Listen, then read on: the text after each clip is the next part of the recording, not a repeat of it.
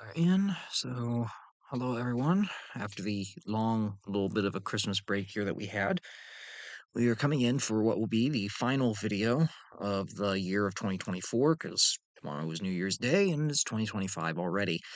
So, since we have not done our president's video for December of 2024, we're going to go ahead and cover that on this last day of the year that we need to get out of the way. So the last president that we covered would have been Woodrow Wilson, who was our 28th president during World War One.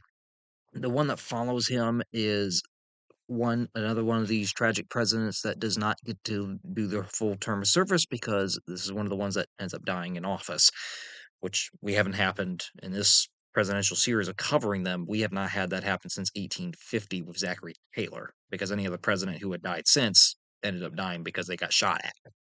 This one did not get shot at, but he ended up dying of natural causes during office. So, the president that we're going to discuss today is the 29th president of the United States. And this, I'm a little hard now realizing that we just lost our 39th about 2 days ago, Jimmy Carter, who was 10 presidents after Mr. President Harding here. So, this was President Warren G. Harding. He was our 29th president, and so far to this day, he is the last president to have come from the state of Ohio. So, the last president from my home state so far. So we're going to go through like usual for anyone that has not watched these before. We go a little bit of their biography here. So we go a little bit of their life before the presidency, how they get in there, their political career, and then we go through the presidency itself and anything that ends up happening afterward with departing. There won't really be an afterward because he doesn't finish his term. So for President Harding, Warren G. Harding was born on November 2nd of 1865, right after the end of the Civil War in Blooming Grove, Ohio. He was the oldest of a family of 8 children born to Dr. George Harding and his wife Phoebe. In 1870, the Harding family ended up moving to nearby Caledonia, Ohio, which I believe is near Marion to this day, and that is where his father George ended up becoming the editor of a local newspaper that was going around. Harding would begin at a very early age learning the basis of the newspaper business, mostly from his father, and it was kind of imprinted upon him. And he would start learning that at the early age of 11. So at that time, his father decided, okay, you're old enough at this point to start, taking newspapers and delivering them. You're old enough to start learning how a printing press works because this is going to be your life. Was it always his life? Not entirely, but it was for a good chunk of his life. He and a friend, actually, during Harding's college years, ended up actually developing their own short lived newspaper during their senior year at Ohio Central College, which no longer exists. And he graduated from that college in 1882. So at only about 18, 17 years old, he ended up graduating from college, which was pretty early. Now, upon graduation, Harding would end up moving to Marion and end up joining his family there, as they had moved from nearby Caledonia once again while he was at college and moved to Marion, which was nearby Caledonia, not that far. And that's where they ended up moving to. And Harding decided, you know what, I don't want to really leave the state. I don't want to really leave. I like the area I grew up in. I don't have any problem with it. So he decided, yep, we're just going to move there. So, Harding's first major stint in his life would be that of a local newspaper editor in the town of Marion, Ohio. Now, Harding had several jobs before he ended up becoming a newspaper editor. He had several jobs as such as a teacher. He had been an insurance agent for an insurance company before even trying to briefly study the law, which didn't ultimately work out. Harding did not like law. He found out it just wasn't for him and he backed out of it. So he'd had several odds and ends jobs that he had picked up after graduating from college, in which he was trying to figure out, what do I want to do with my life? Where am I going? He ended up raising about $300 back in the 1880s, or what would now be about $9,800 in 2023 at least, to purchase a failing local newspaper in Marion that was called the Marion Star. And he was only 19 years old when he had done this with 2 of his buddies. So this was probably about 1885 that this had happened. About 1885, 1884 is when he goes out and raises the money with his 2 friends to purchase this local failing newspaper that he thinks he could turn around. That's quite a gamble. Almost $10,000 in today's money, and he's only 19 years old, and he's picking up a newspaper that's already failing, and that's quite a gamble at that age to say, I'm going to turn this around and make it make it work. Now, despite his friends actually backing out after having bought the newspaper, Harding was able to get the Marion Star growing mostly with the financial assistance that his father, George, who was a doctor, provided for him. Harding, despite being a Republican in a Democratic county, the Harding family was inherently Republican, not very uncommon in the state of Ohio back in the 1880s, back in the late 19th century. Ohio was a very Republican leaning state. It even is today. And the Harding family was no different. But the odd part was, although he sets up in Marion. The Marion stars in Marion. So of course, Harding being the owner is probably going to want to imprint some. If he gets into the political field, he's going to imprint his kind of view toward leaning toward the Republican side. While Marion County, just like most of Ohio, would typically vote Republican, the city of Marion itself typically voted Democrat. And that put Harding in a very odd situation where he has Republican leanings personally, but his audience is probably going to be more inclined toward the Democratic views. So Harding, despite being a Republican in what was essentially a Democratic city, made the Star a nonpartisan paper politically. He tried to not invest into politics too much into it, and when he did, he tried to kind of chart a neutral stance that didn't seem to favor either of one side when possible. There were a time or two where he kind of let his Republican leanings kind of shine through, but it was a very odd or a very rare occurrence that they did.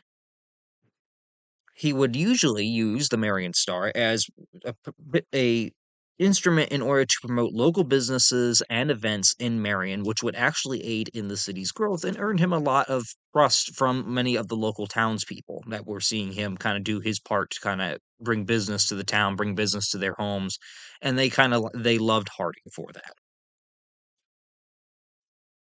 Now, Harding in the late 1880s, he came to know Florence Cling, who was the daughter of a local banker named Amos Cling. Now, Florence would end up being Mrs. Harding. Now, there is a little bit of a story as to how they got there, and her father was not all that enthused about the arrangement. Now, Amos Cling, her father, he was a frequent target of Harding's in the Marion Star. Harding would frequently kind of put Cling in kind of this negative light because he was a local man like Harding, but he was a very stubborn man. He was a banker and he was always used to getting his way. He wasn't a really nice guy to be around. And Harding constantly in the Marion Star was in putting local ridicule on this man, and it did not uh, ideally, it did not sit well on Amos's good side. Now, his daughter Florence she had traditionally been with her father throughout her early life, but she eventually got that changed because she ended up eloping with a man in college that then caused her to bring home a child before she was married to the man. She ended up getting married to that man, but when she came home before she was married and had a child, her father had a upset fit. He absolutely was irate that Florence would even go out and, mingle with somebody out of wedlock, not being married to anybody. Well, not wedlock, but not being married and having a kid. That is not even looked on as good today, and it definitely was not back then. And Amos eventually came to the conclusion, okay, I'll help raise the kid because it is my grandchild, but I am not going to help you because you have done this to yourself. So basically, he said, yeah, I'll help raise your kid, but as for you, I'm not supporting your butt. You can figure out how to support yourself. So Florence, now having pretty much been almost disowned by her father in some respect, she ended up working as a local piano teacher in Marion and ended up teaching Harding's sister Charity, which is possibly where first came into contact with each other.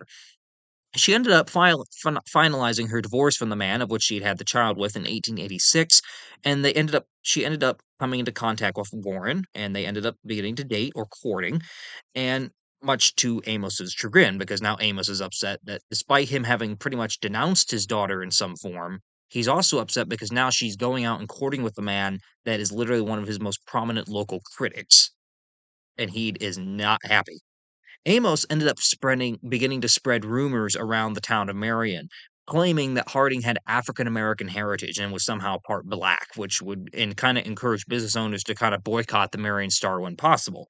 When Harding ended up finding out that Amos was going around and saying this to people, he reportedly ended up threatened Amos and threatened to quote beat the tar out of the little man, which then surprisingly caused Amos to back off and stop.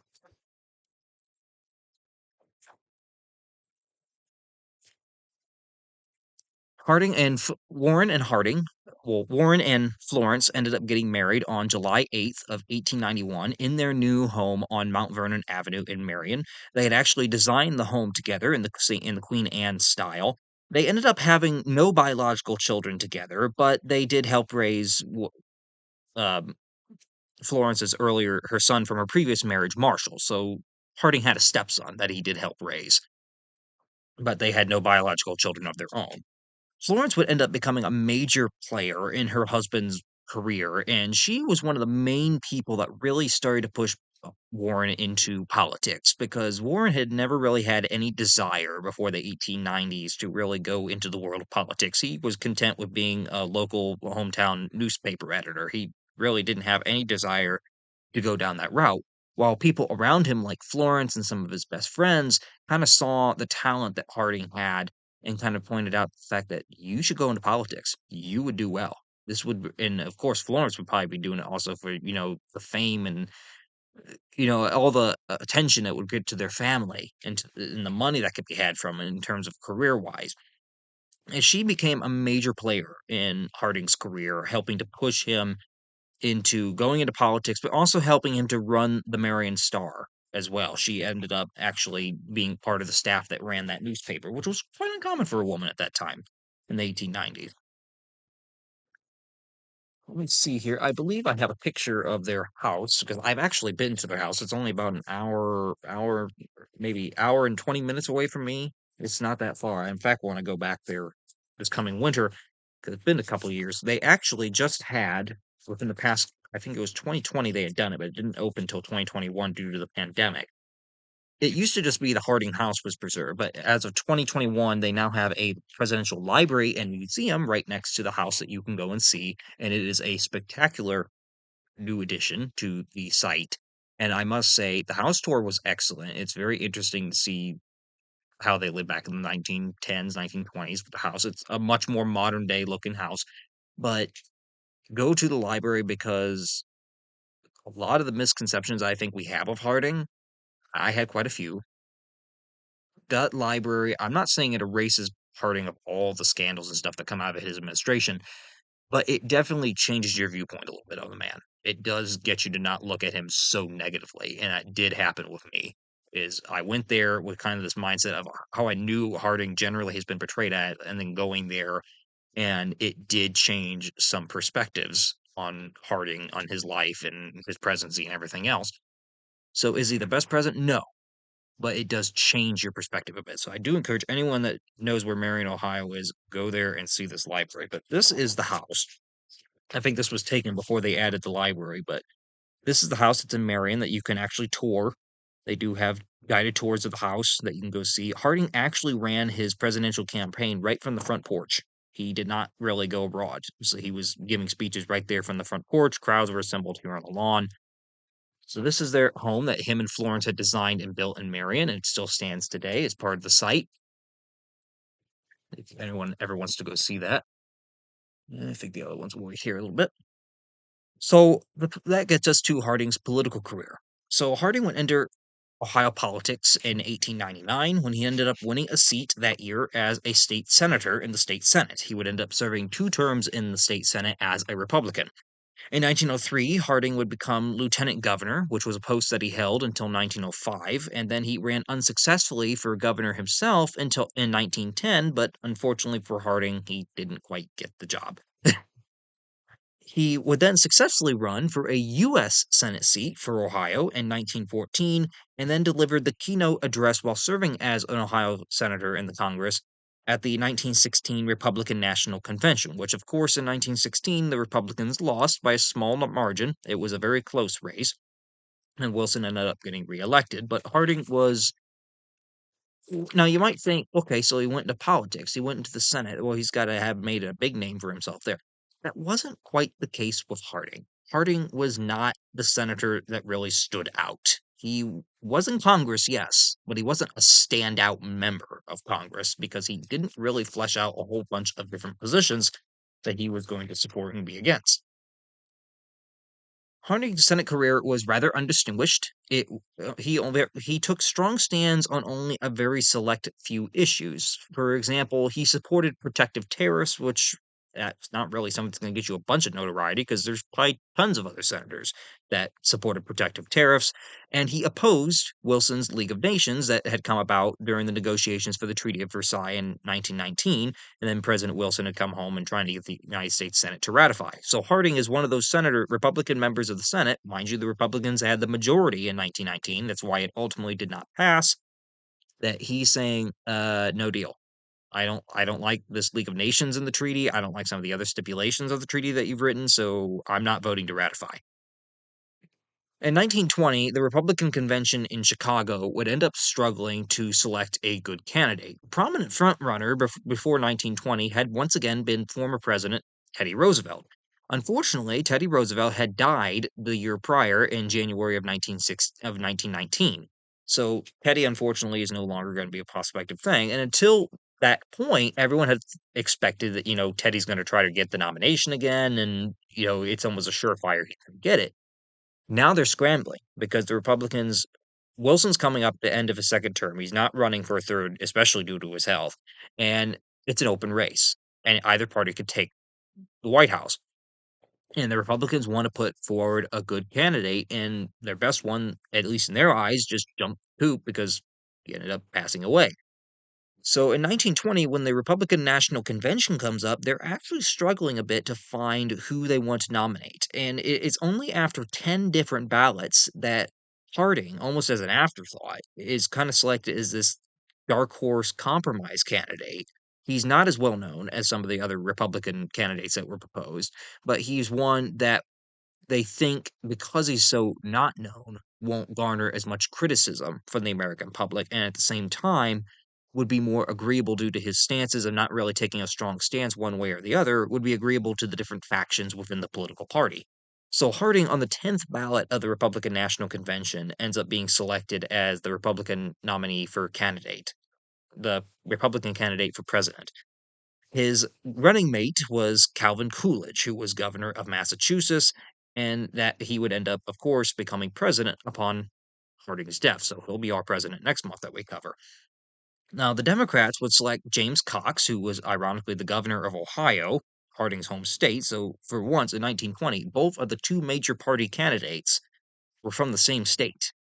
Both Warren Harding, who was a senator from Ohio, and then you had James Cox, who was the governor of Ohio, and his running mate would also be a future president, Franklin Roosevelt, who at this point had not had polio yet and was not paralyzed. But we all know Franklin Roosevelt eventually becomes president in his own right. The 1920 election was occurring, of course, in a different aftermath from the one in 1916. World War I had ended up being over in 1918, but we're still dealing with the aftermath and the peace of World War I being drawn, and the social changes of the Progressive era are still going on. Most notably, Prohibition had just started, and women just got the right to vote like a year prior. Well, that very year. They had actually got it passed in 1919, I believe, but it didn't get ratified until 1920, the 19th Amendment. So Harding would end up campaigning, as I said, from his Marion home. He did not go abroad. He is really probably the last president to run what we call a front porch campaign, where you just pretty much stay at home and you rely on the political party of which you're being the candidate of to kind of get your image out to the masses of the American public elsewhere.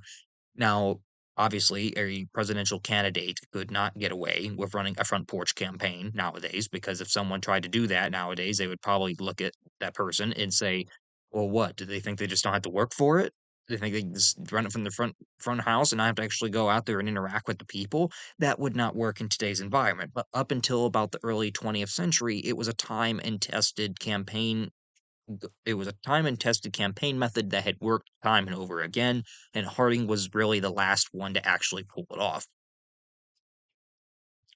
Now, he would campaign primarily from his Marion home, as we said, and he advocated for what was probably the biggest catchphrase of the 1920 campaign. And Harding was advocating for, turning back from all the progressive era stuff, turning back from all the chaos and peace initiatives of the First World War and all the interventionism that had come about in that, and argued that we need to return to normalcy. Not even a real word, just something that Harding used, but it stuck.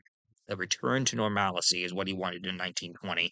And it was the first presidential election, mind you, that women could actually vote. As we said, they had just gotten the right to vote. The last election was in the 1916s. Women couldn't vote then. So this is the first presidential election in which women can vote in our sizable electoral uh, group.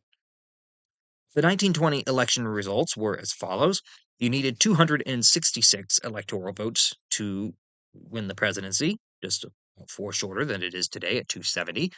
Harding would end up getting a landslide victory over his Democratic opponent. He ended up taking 404 electoral votes. Cox only won 127. Harding took over just over 60% of the popular vote to Cox's 34.1%. And he also holds the distinction, since Election Day was on November 2nd of 1920, he holds the distinction of being the only president to be elected on his birthday. So Harding is now president as of the 1920 election, and he'll take office in March of 1921. Let me see here. I should have image of the Electoral College, of course, that I always try to find.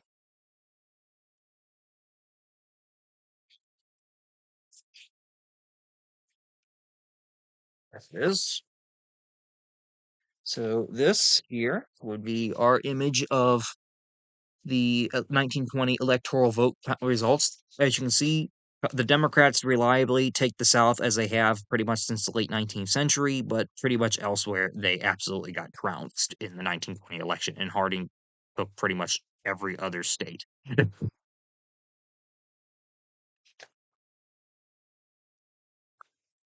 Then let me see here. I think we have a picture of Harding. Yes, right here, the picture of Harding when he was serving in the U.S. Senate. Wrong guy. Where is it? I know it's here. There it is. This is him as a U.S. Senator in Congress, just about a year before he ended up being elected president. So this would have been 1919.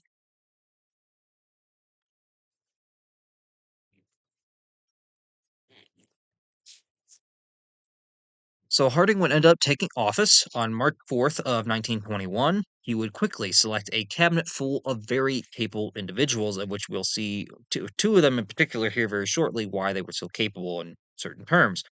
So you had Charles Evans Hughes, who would be selected as Secretary of State. You would have Andrew Mellon, who would end up being Secretary of the Treasury, and you have Herbert Hoover would end up being Secretary of Commerce, and again, another future president.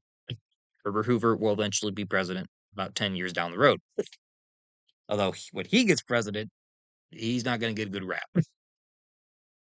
So that brings us to the Harding presidency. So we'll go over his foreign policy first, and then we'll go over his domestic. So foreign policy is what we're going to see here first. So Harding made clear upon taking the office of the presidency that he had absolutely no intention of the United States joining the newly founded League of Nations, that he had not consented to the Treaty of Versailles. The United States had not ratified that treaty, and thus he said, "Nope, I don't care. I don't care if it was an American brainchild. I don't agree with the prospects of it. So we're staying out," which did ultimately hurt the league overall because despite it being an American idea, it was ultimately carried out by these European powers. Now, not to say that they couldn't have carried it out, but the problem was the United States was one of the leading global powers after World War One, and the absence of the United States really, really weakened the league's authority, which indirectly did help lead to the Second World War about 20 years down the road.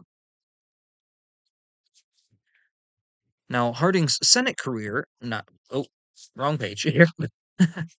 Now, the US, during Harding's first year of office, would end up ratifying two separate treaties. Since it had not ratified the Treaty of Versailles and had not consented to it, it needed to come up with its own treaties with the defeated Central Powers because at that point, the United States is still technically at war with Germany and Austria Hungary, or Austria and Hungary separately, since they were now the two independent countries after the war. So the US, during Harding's first year in office in 1921, ended up ratifying two separate peace treaties of its own between the United States and Germany, and then between the United States and Austria, and the United States and Hungary.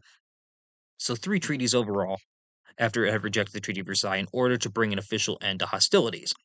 They did support what was a little bit of a change for Harding was Germany was already hit getting nearly hit with hyperinflation. It was going to get at its worst in 1923, but it was already coming on, and Germany's already warning the Allies, and there's already a crisis going on in Europe.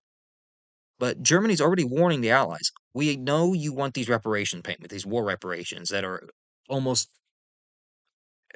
economically disastrous for Germany. In fact, it is economically disastrous for Germany. There is no almost. It is a big contributor to why Hitler would come to power.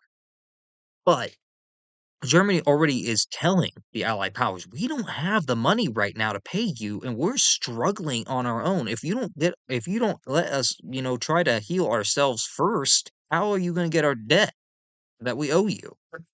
And France, when Germany had first said that we can't afford to make the payments right now, they went ahead and occupied part of the Ruhr region around the Rhineland and decided, okay, so you can't pay up right now. Fine, I'm going to occupy this industrial land of yours where you have a lot of factories and, industrialization going on. I'm going to occupy this until you start resuming the payments. So there's already another crisis going on, and Harding is one of the few leaders of the big allies that is willing to lend Germany in a way a listening ear, where he says, "I hear you. I understand what you're saying. Now let me see what I can do," because the other allies might not be so interesting to convince. So Harding did support a renegotiation of German war reparations, of which Germany is already saying we're struggling to pay them as it is. Now, Harding is not saying we're getting rid of the reparations, but he wants to readjust the payment schedule to allow Germany to be able to pay it over a longer period of time, but at the same time, allow Germany to have some kind of economic recovery possibly going on at home if possible. He would also support disarmament as a way to prevent future wars. Harding did not want to do future wars, and he supported disarmament as a possible solution to that. Most notably in 1922 with the Washington Naval Conference, which ended up reducing the size of the navies of the United States, Japan, and Great Britain, and couple other major world powers during the 1920s. By the 1930s, however, that deal started to fall apart mostly because Japan at that point is starting to make more aggressive moves with wanting to build his empire. And we know where that leads.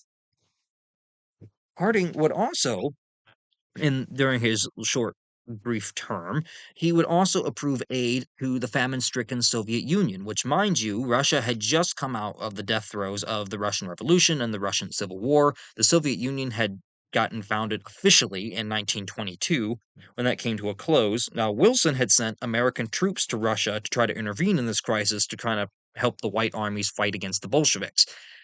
Harding's not really for that. And the Bolsheviks had won and declared the Soviet Union, they are struggling with famine because of the war-torn years ever since pretty much since the beginning of World War One. They've been at war, so almost 10 years at this point. And finally, with a cease, Harding's like, okay, we'll go ahead and we'll send some food and aid to them, which was part of Herbert Hoover's idea as Secretary of Commerce, but he was not willing to extend recognition to the Soviet Union because they were still a communist country, and the United States correctly, just like most Western powers, feared communism because of its capitalist economy.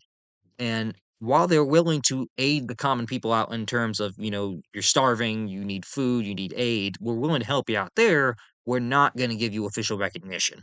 And that was held off for another 10 years by the United States until the Soviet Union was officially recognized. So that was Harding's foreign policy. So his domestic policy is going to focus a little bit more on some financial aspects that are going to set the stage for the 1920s economy, but at the same time set up what's going to happen at the very end of the 1920s that's going to crash the economy. So Harding, when he took office in 1921, the United States is in a post-war recession because there is just a lot of money going around at the time. There's been a lot of government spending. There's a lot of excess spending going around. So there's a recession going on, not because there's too little money, but because there is too much money. So he ends up supporting during his time in office at his own thoughts and suggestion of his cabinet. He ends up supporting new protective agricultural tariffs in order to aid farmers and he also comes out in favor of reducing income taxes, mostly at the insistence of his Secretary of the Treasury, Andrew Mellon. So the protective farmers tariffs would help to kind of get the prices of European goods higher. That was the idea that Harding had is okay, there's too much money, so farmers aren't getting much for their prices because there's a lot of surplus money right now, so their products worth even less. So it's actually and so the same thing was kind of going on in Europe. So they want to make it that, it's harder to buy those European products pretty much. So raise the tariff on them. Those products are going to become more expensive, which is going to encourage Americans to buy American, buy some of these American made products. Now, there is the debate going on today, of course, with the United States, with President elect Donald Trump arguing that we're going to slap tariffs on everything, and everyone thinks that's going to be a cure for the economy. Tariffs are a very tricky aspect. They can sometimes give a boost to the economy only in the right situations. And in the situation that we're looking at right now, I'm not so sure that they're going to do what they think, but we'll have to see how that turns out. As far as I'm concerned, I don't think it's going to do what they think it's going to do, but we won't know until it plays out 100%. But in the 1920s, tariffs actually did help the farmers. It raised the price of the European farm commodities and encouraged Americans to buy the goods from American farmers, of which they had plenty. There was no short supply of American farmers at the time. Nowadays, that might be a little bit of a different story. Plus, our population was smaller, but it did help the American farmers out back in the 1920s. Mind you, that's 100 years ago. Times have changed. Congress would end up passing Harding's tariff suggestions on an additional legislation in May of 1921. In June of 1921, a new budget bureau was created by the Harding administration in order to better streamline government spending, which they viewed if you want to bring money out of the picture, you need to cut the government spending down too. And they decided the best way to do that, we need to create a new bureau that can oversee the other departments and kind of get a report from each one of what their expenditure costs are. And then we can kind of correlate that and figure out, okay, where can we cut corners? Harding would support Andrew Mellon's proposal to cut income tax rates, even for the wealthy, which ended up causing some opposition in Congress.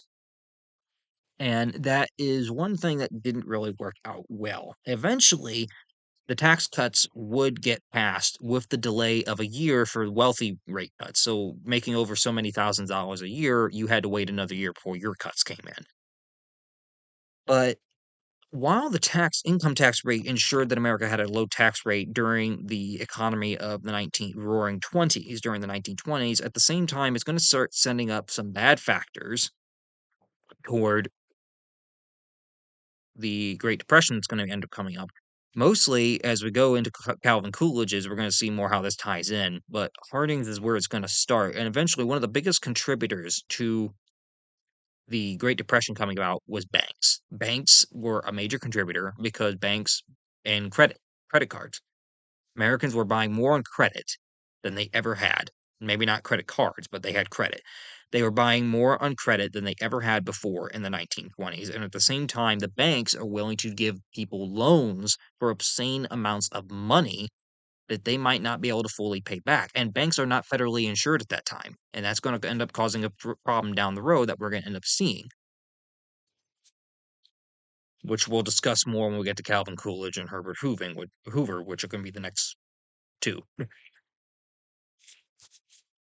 Now, Harding did not get everything that he like the tax cuts, he did that, but at the same time, he also vetoed a World War One veterans bonus that was due to his perceived view that the government didn't have the money to really be handing out to pay these bonuses, which didn't really set well with the veterans community that had just fought World War One and said, okay, so we just fought for our country. We need help with any, injuries or stuff that we might have sustained over in Europe. And now you're telling me that the government's not gonna give me my financial aid after I served the government in its hour of need? That didn't sit well with a lot of former World War One soldiers. Now, eh, Harding's policies initially, yes, they did work dramatically. They would slash the federal deficit by 25% by 1923, by the year that he ended up dying. And they laid the foundation for the economy of the Roaring Twenties that Coolidge would inherit. Now, Harding would also support during his time in office, he would support a rare civil rights issue. I mean, it's not a massive civil rights one, but one that was somewhat surprising for the time period. He did come out in support of an anti-lynching bill in Congress, and then at the same time, though, he was opposition to any organized labor strikes. He actually used the United States government military to break up a couple of the labor strikes that had come up. He was not a friend to organized labor. He thought it was just troublesome and it interfered with the economy. Harding did support, so at one point he's supporting an anti-lynching bill, but he's not denouncing racism. And at this other time, he's not friend to organized labor and trying to get that increased.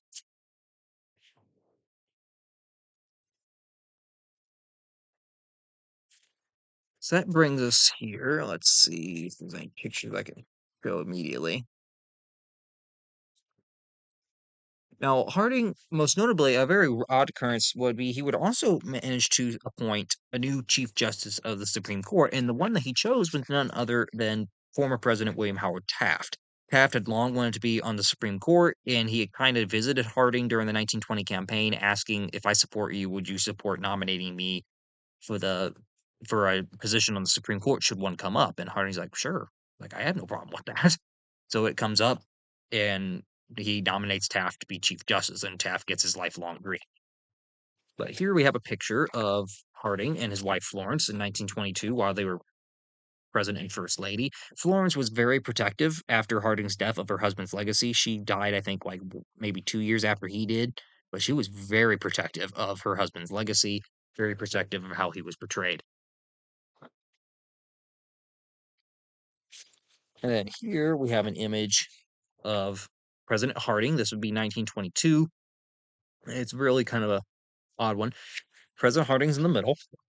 Here we have Chief Justice of the Supreme Court, and former President William Howard Taft. And then over here on this side is Robert Todd Lincoln, who is Abraham Lincoln's oldest child and only surviving child at that point.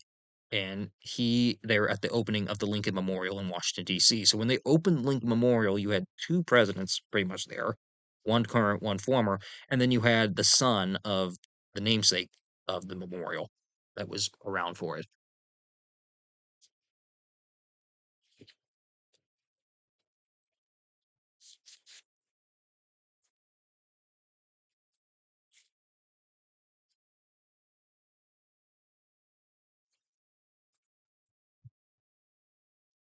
So Harding's administration, despite its successes, despite its other things that it had going on, it is mostly remembered mostly for its scandals. Now, most of these scandals come out after Harding had died, but a couple of them were known about a little bit before that, most notably one involving child. Now, Harding had an affair with a woman named Nan Britton. She was a local in Marion. She ended up also being a secretary in the Senate, and this affair continued while he was president. And she was only about 18, 19 years old at the time. And Harding had ended up fathering a child with her that, of course, the Harding family denied, Florence especially, but it was a denial for decades that he could have possibly have had a child out of wedlock with this undersecretary. And the woman, Nan Britton had actually said in a book, she published it in 1927, of her account of this affair that had happened. And she said that he had fathered the child with her in 1919. And for decades, it was, kind of this deep, dark secret that Harding may have had fathered a child with a woman while he was married to Florence. And of course, no one wanted to acknowledge that. I understand why Florence wouldn't want to acknowledge that. Well, finally, the proposed child, she was kind of quiet about it all her life. She ended up passing away in 2005. In 2015, the Harding family and the family of the child, of Elizabeth Blasing, I believe was her name, they ended up having a DNA test done through Ancestry. Both sides submitted DNA, and it did come back that, yes, biologically, Warren Harding was her biological father. So the DNA test in 2015 finally confirmed after 96 years that, yes, the rumors are true. Warren Harding was her dad, which makes you guys second cousins. So that was recently confirmed that this was not a alleged affair. This was one that Harding did. Harding did have a biological child with this woman while he was married to Florence, while he was a senator, and then that affair continued while he was president. Now, the other scandal that come out is really coming out after Harding's death. He was very Harding very largely entrusted his cabinet secretaries to run their respective departments independently. He didn't like to interfere with them that much. A lot of them were his friends that he had appointed, and he didn't really have much of a problem there. The problem was Harding, because they were his friends, he often overlooked that some of these guys were very dishonest individuals that weren't always the best of people. And one of those people was Secretary of the Interior Albert Fall, and he ended up being implicated about a year after Harding's death in one of the biggest, probably the biggest scandal to come out of the Harding administration, what was known as the Teapot Dome scandal, in which Fall was discovered to have accepted bribes in order to rent out public lands to oil companies in exchange for gifts or personal loans. So he's renting out public lands like lands in national parks and national game reserves to oil companies to go and drill on in exchange for them giving him gifts or personal loans for whatever he wants to buy. He was later put in jail for about a year because of that, and put in jail for bribery and convicted of it. But that didn't break until 1924. And Harding, as far as we can tell from every evidence that we have, Harding had no clue that it was going on. So that's also the other complication is while these scandals were happening in the Harding administration, Harding himself really did not have all that much knowledge of it. There were several other Harding administration staff who were also engaged in embezzled funds. One of them had been the one that had been in charge of paying the veterans payments, and he ended up getting put on bribery as well after Harding had died. And perhaps one thing that Harding did that was a little bit illegal that was known to the American public, mind you, prohibition's going on because the 18th Amendment had outlawed the consumption of alcohol, had outlawed the production and sale and possession of alcohol. It had not outlawed the consumption of it. Harding was still, even while prohibition was going on, was still serving alcoholic beverages at the White House, despite prohibition going on. So the president is actively breaking the 18th Amendment at that point. And that was a commonly known thing. Let me see here. I think I have it. And this would be a picture of Nan Britton. This is the woman that Harding ended up fathering a child with in 1919. She was only about 18, 19 years old at the time. And 96 years later, it was confirmed that yes, this affair did happen because the child was biologically the child of Warren G. Harding.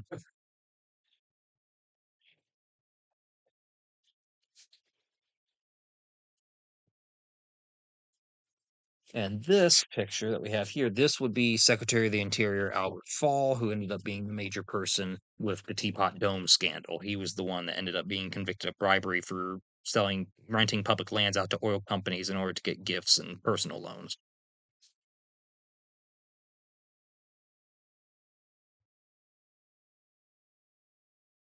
So that brings us to Harding's final bit of his presidency, where he unfortunately ends up dying. So in the summer of 1923, Harding ended up deciding to tour the American West. He wanted to go out and take this big Western tour by train. And while he did go out and do a large part of this. In fact, he became the first president in American history to visit Alaska, which at that point was still a U.S. territory, not a state yet. But he was the first president to have visited Alaska since the United States acquired it in 1867. And this is actually a picture of him on the train. He'd be right here on a train in Alaska during that trip in the summer of 1923. And I believe this one right here, yeah, this one, that is Herbert Hoover, who will later be the 31st president.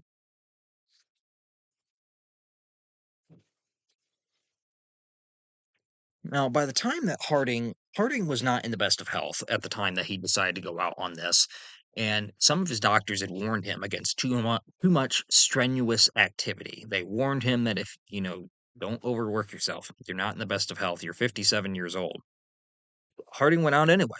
By the time he got to California, he was looking kind of ill. He was looking kind of ill, or a little weak, and they kind of advised him, get some rest. You just need a rest today. So he went in, checked into a hotel in San Francisco with his wife and with Florence. Florence was with him. And on the August 2nd of 1923, he ended up having a heart attack in the hotel and he ended up dying. So he ended up dying in office on August 2nd of 1923. Of course, Coolidge would become president. So trains would end up carrying Harding's body back to Washington, D.C. for a state funeral, and then trains would then take it took it from there and back through Ohio. It actually passed through my hometown. His train did. We actually have a couple images in our local it, historical society that shows the images of Harding's funeral train coming through town and stopping here, and before finally laying him to rest back in Marion, where his tomb is. So here's a picture of Harding's funeral procession from the White House. So this would have been August of 1923. And then this is an image I actually had taken three, well, might as well say 4 years ago at this point, almost 4 years ago. We'll say three for the sake of it. But this would have been 3 years ago in 2021 of Harding's tomb in Marion, which is very nice to see. It's not right next to the home. It's kind of a little ways away, but it's in Marion. And him and Florence are both in that tomb.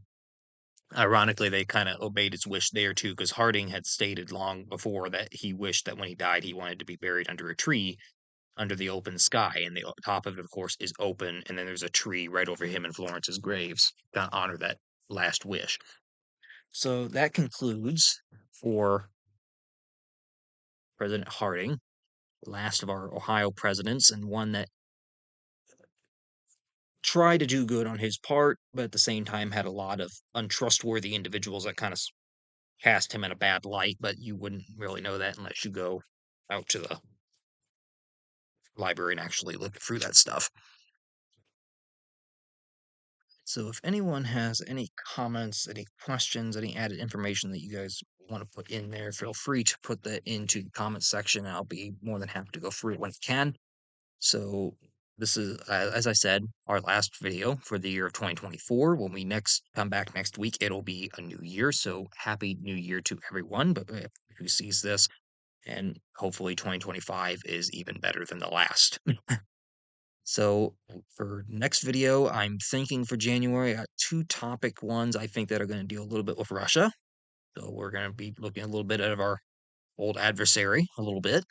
And I'm not going to reveal what those two videos are yet, but I kind of got them formulated in my head what I want to try to cover with them. That something that we haven't covered before, because I know in the past we covered the Russian Revolution, and that I felt I did a good job with, but I want to go a little further back than just the Russian Revolution. So we'll see how that comes out. So hopefully everyone has a good rest of their week, a good happy new year, and we'll see you all back here in 2025 for the next video.